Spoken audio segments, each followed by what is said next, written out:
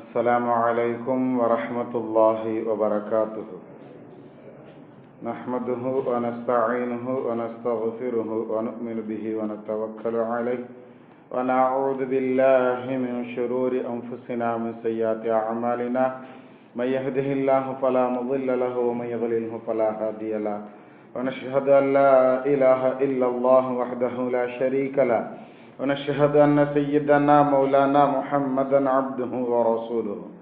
قال الله تعالى في القرآن العظيم والفرقان المجيد: أعوذ بالله من الشيطان الرجيم بفضل بسم الله الرحمن الرحيم.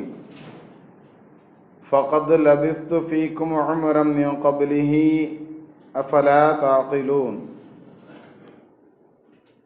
قال صفوان رضي الله تعالى عنه: أي قوم أسلموا فوالله إن محمدا ليؤتي عطاء ما يخاف الفقر، أو كما قال عليه الصلاة والسلام وتسليم.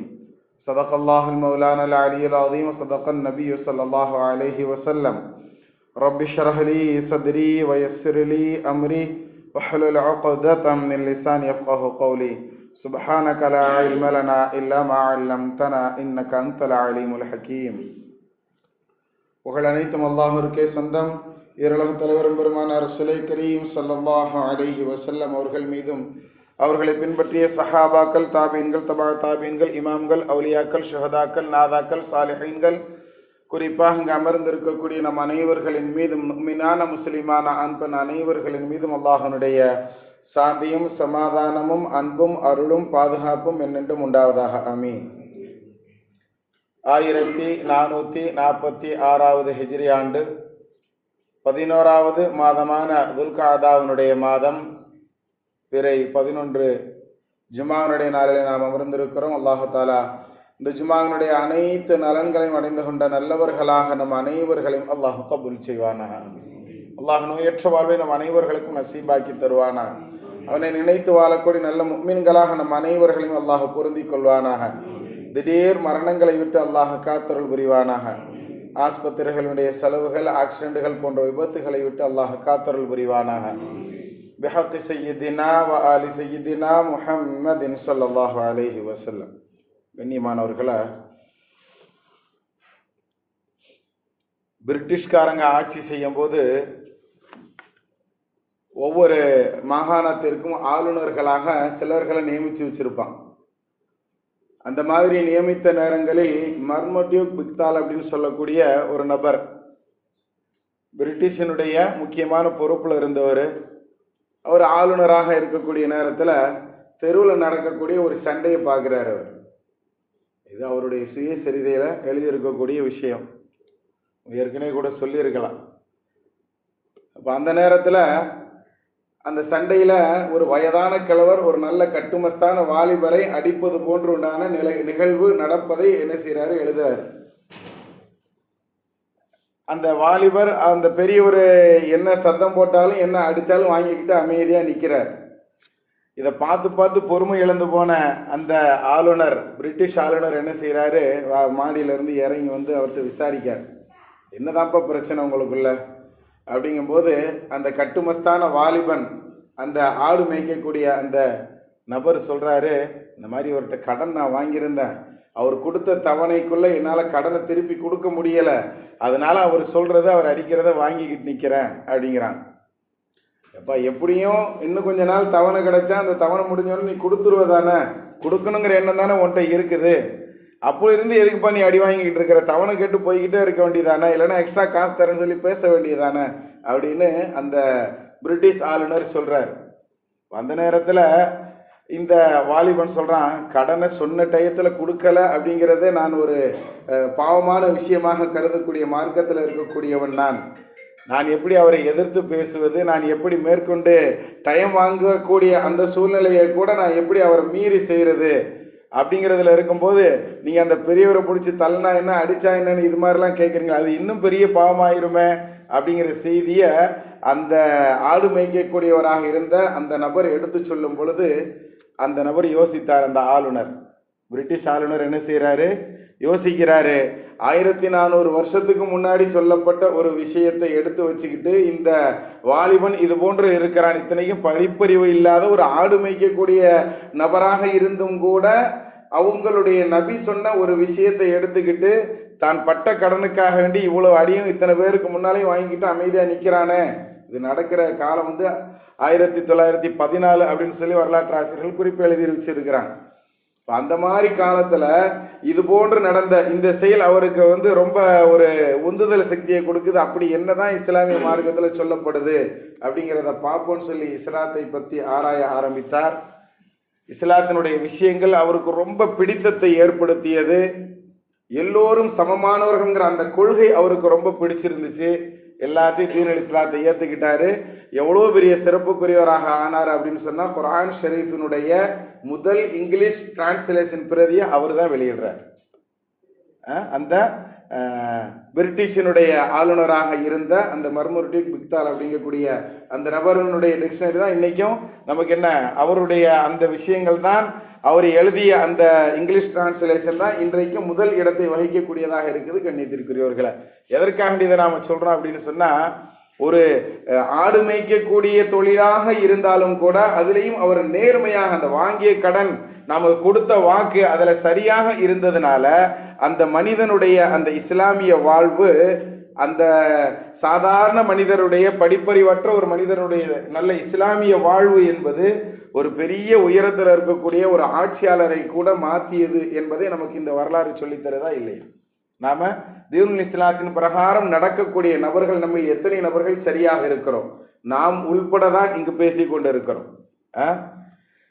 நம்ம மார்க்கத்துல இன்னது சொல்லப்பட்டிருக்குது, இன்னது தடுக்கப்பட்டிருக்குது, இன்னது செய்யக்கூடாதுன்னு சொல்லப்பட்டா அது தடுக்கப்பட்ட விஷயங்கள். அதனை கடைபிடிப்பதில் நாம் எந்த அளவிற்கு சரியானவர்களாக இருக்கிறோம் அப்படிங்கிறத நாம யோசித்து பார்க்கணும் கண்ணியத்திற்குரியவர்களை.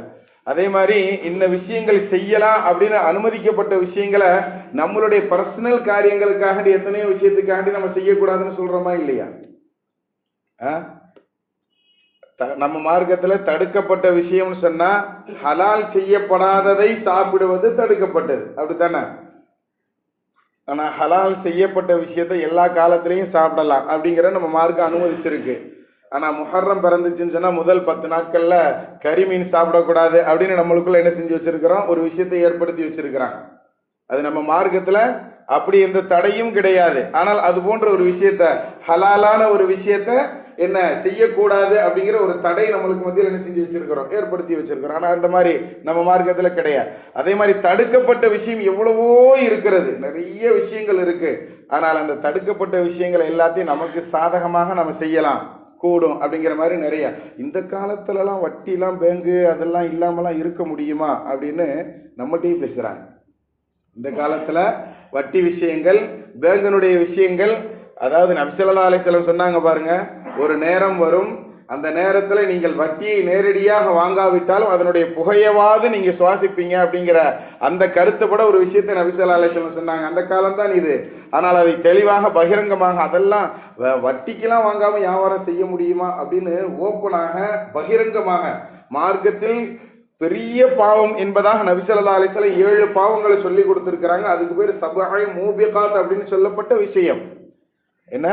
சபஅ மூபிகாத், அழித்தொழிக்கக்கூடிய 7 பெரும் பாவங்கள் என்பதாக தமிழ்ல சொல்றதாக இருந்தா சொல்லலாம். அரபியில சபஅ மூபிகாத், 7 கொடும் பாவங்கள்னு சொல்லி, அந்த 7ல 1 வட்டிக்கு கொடுக்கறது வாங்குறதுங்கிற செய்தி இருக்கும் பொழுது அவ்வளோ பெரிய பாவத்தை ரொம்ப சாதாரணமா இந்த காலத்துல எல்லாம் வட்டிலாம் வாங்காம, வட்டிக்கு பணம் வாங்காம நம்ம பொருட்களை, அதாவது வியாபார வர்த்தகங்கள்லாம் செஞ்சிட முடியுமான்னு ரொம்ப அசால்ட்டா பெரிய பாவத்தை கூட ரொம்ப சாதாரணமா நினைக்கிறேன்.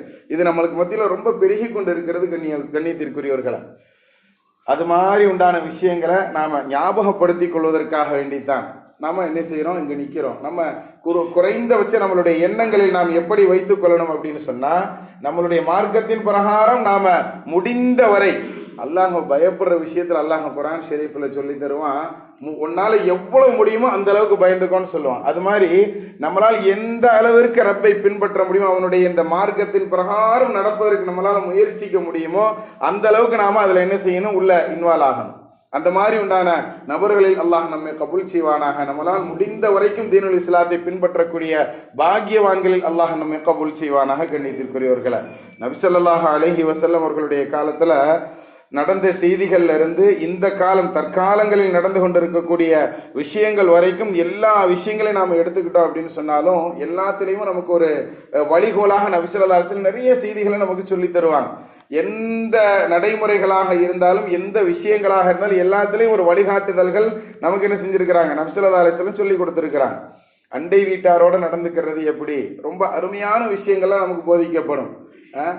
பக்கத்து நம்ம வீட்டுக்கு என்ன வாங்குறோமோ அதுல ஒரு சிறு பகுதியை பக்கத்து வீட்டுக்கும் கொடுக்கணும் அப்படிங்கிறத நபி ஸல்லல்லாஹு அலைஹி வஸல்லம் எந்த அளவுக்கு சொல்லி இருக்கிறாங்கன்னா, இமாம் புகாரி அவர்களுடைய உஸ்தாதாக இருந்தவங்க அப்துல்லாஹ் இப்னு முபாரக் அப்படின்னு சொல்லுவாங்க. இமாம் புகாரினா நமக்கு எல்லாருக்கும் தெரியுங்கிறனால ஒரு அடையாளமாக நான் உங்களுக்கு சொல்கிறேன். இமாம் புகாரியினுடைய ஆசிரியர் அப்படிங்கக்கூடியவங்க அந்த நபர் என்ன செய்யறாங்க அப்படின்னு சொன்னா, தங்களுடைய அண்டை வீட்டாரோடு எந்த அளவுக்கு நடந்துக்கிடுவாங்கன்னா, தங்களுடைய வீட்டுக்கு வாங்குறத அவங்களுக்கு என்ன செய்வாங்களா, பக்கத்து வீட்டுக்கும் கொடுப்பாங்களா, அவருக்கு ஒரு பங்கு போயிருமா. அது என்ன விஷயம் வாங்கினாலும் சரி.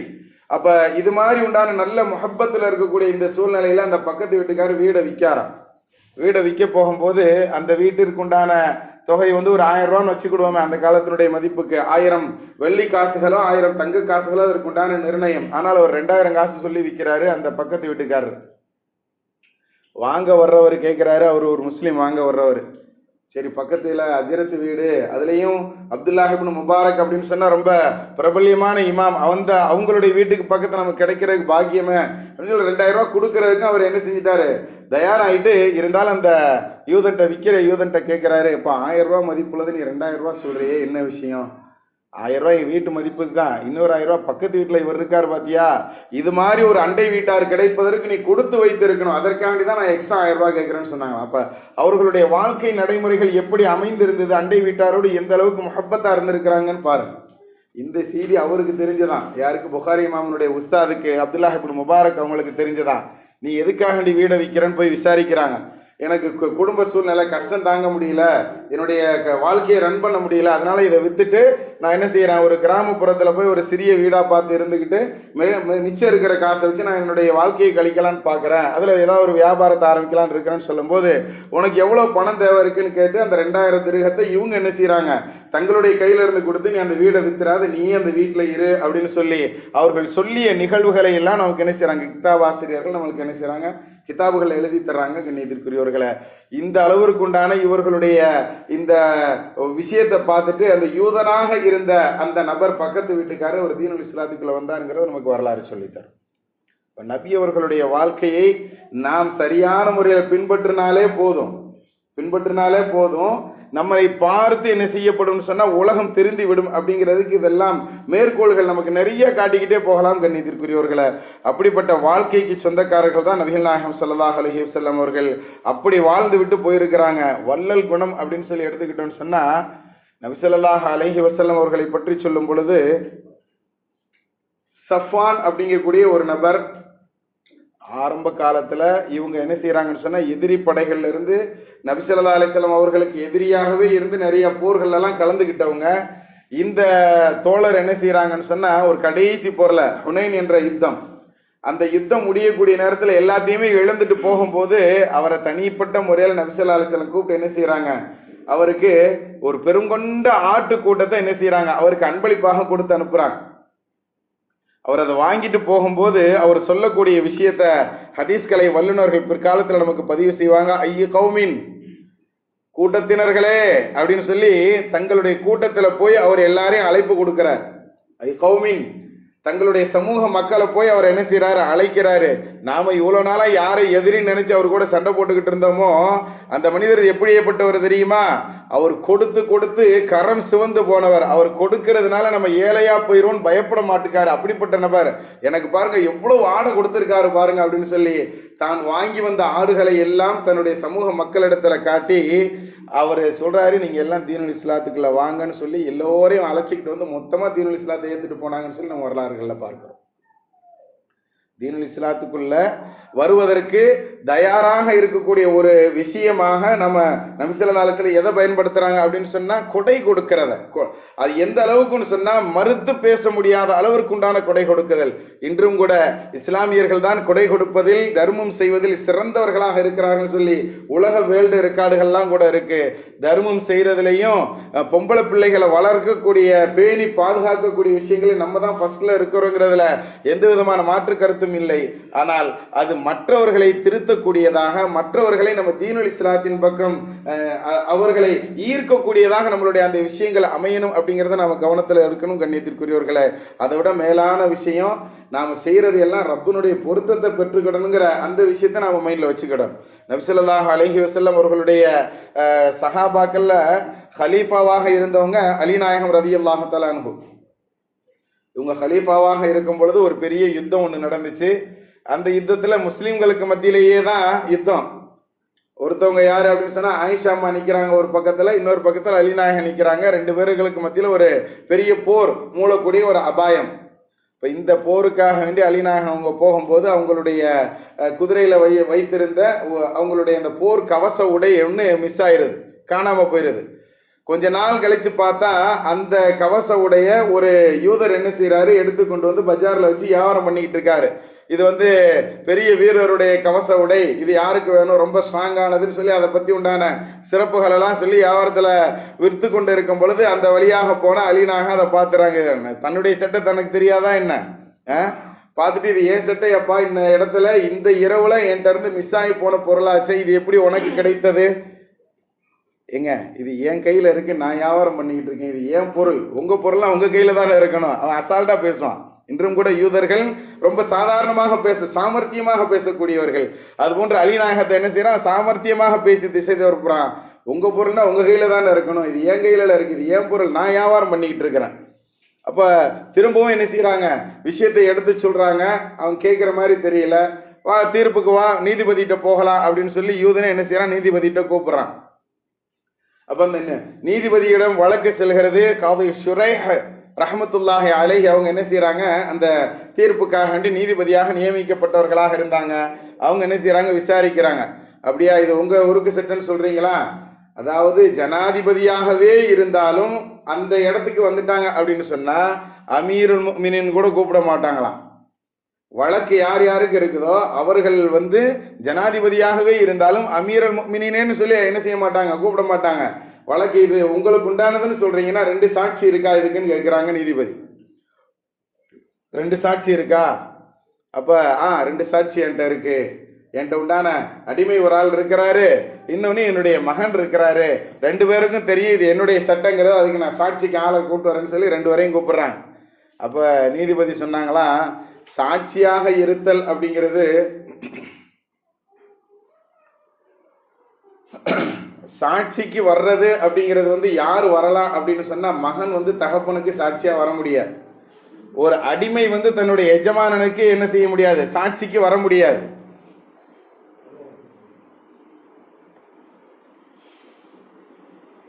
அதுல 2ஆம் நம்பர் F போட்டு விடுங்க.